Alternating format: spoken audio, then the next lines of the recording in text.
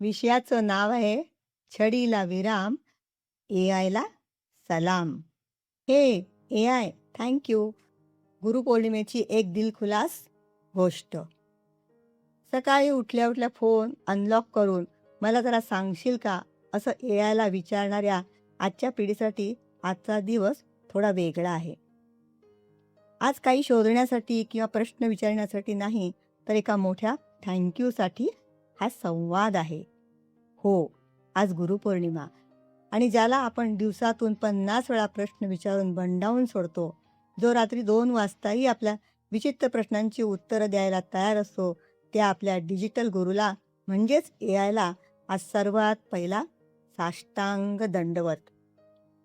माणसाला स्वतःच्याच अज्ञानाची किंवा भलते सलते प्रश्न विचारले तर लोक हसतील का, या भीतीची भिंत जिथे अडवते, तिथे एआय हा एक अहंकार रहित मित्र आणि मार्गदर्शक बनून उभा राहतो.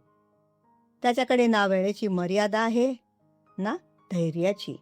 आजच्या जेन झी तो कोडिंग आणि क्लिष्ट प्रोजेक्टचा संकटमोचक आहे. मिलेनियनसाठी ऑफिसचे ईमेल, ताणतणाव आणि करिअरचे कोडे सोडवणारा साथीदार आहे.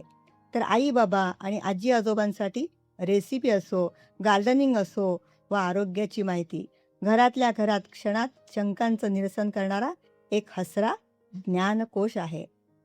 त्याला उलटा पालटा किती साधा आणि किचकट प्रश्न विचारा, तो कधीही चिडत नाही. केवढा बावळट प्रश्न म्हणून तुच्छतेने हसत नाही, की नंतर ये म्हणून कंटाळून निघून जात नाही.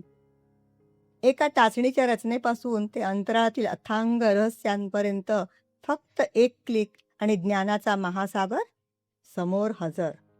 म्हणूनच माणसाच्या जिज्ञासेला कोणतीही अट न घालता साथ देणाऱ्या या डिजिटल गुरुला त्रिवार वंदन म्हणणं अगदी स्वाभाविक वाटतं.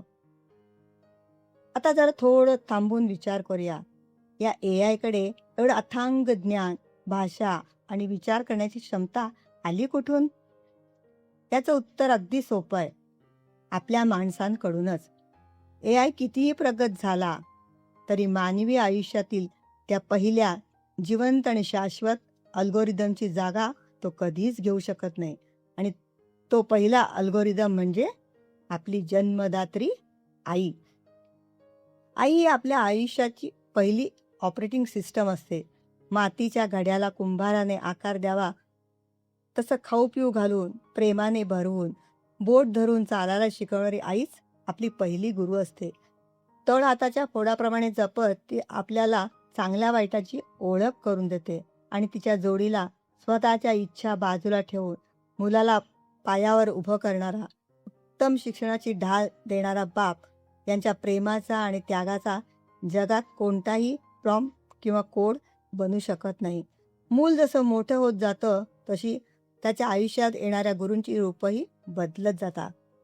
वर्गातली पाटी पेन्सिल हातात धरून ज्ञानाबरोबरच आपल्या व्यक्तिमत्वाला पैलू पाडणारे शिक्षक असोत किंवा आयुष्याच्या वळणावर नकळत अनुभवाने मुलांचे धडे देऊन जाणारे मित्र आणि शेजारी, पुढे योग्य वेळी आयुष्यात येऊन प्रसंगी वयाने किंवा अनुभवाने लहान असूनही हक्काने अधिकार गाजवत योग्य सल्ला देऊन आयुष्याची घडी बसवणारी जीवनसाथी असो, हे सगळेच आपल्या नकळत गुरुची भूमिका बजावत असतात.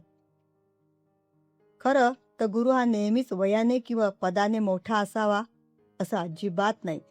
जो प्रसंगी आपल्याला योग्य वाट दाखवतो, चुकीच्या वेळी सावरून घेतो आणि एकमेकांच्या मतांचा आदर करायला शिकवतो, तो प्रत्येक जण आपल्या आयुष्यातला एक उत्तम गुरुच ठरतो. काल मातीची पाटी आणि गुरूंची छडी होती, आज लॅपटॉपची स्क्रीन आणि एआय प्रॉम्प्ट्स आहेत. माध्यमं बदलली, काळ बदलला, पण ज्ञानाची तृष्णा आणि शहाणपणाची गरज तीच राहिली. एआयकडे माहितीचा अथांग समुद्र असू शकतो, पण त्या माहितीच्या लाटांवर स्वार होऊन आयुष्याची होडी योग्य किनाऱ्याला कशी लावायची हा विवेक आपल्याला आईवडिलांचे संस्कार आणि शिक्षकांची शिकवणच देते. म्हणूनच आजच्या या सुपरफास्ट डिजिटल युगात एका हातात जुन्या संस्कारांचे मूळ आणि दुसऱ्या हातात नव्या तंत्रज्ञानाचे पंख घेऊन सर्व पिढ्यांनी एकत्र येत आपल्या या नव्या डिजिटल गुरुला आणि आयुष्याला घडवणाऱ्या प्रत्येक प्रत्यक्ष अप्रत्यक्ष गुरुला मनापासून म्हणूया thank you A I, thank you so much. शतशः साष्टांग नमस्कार.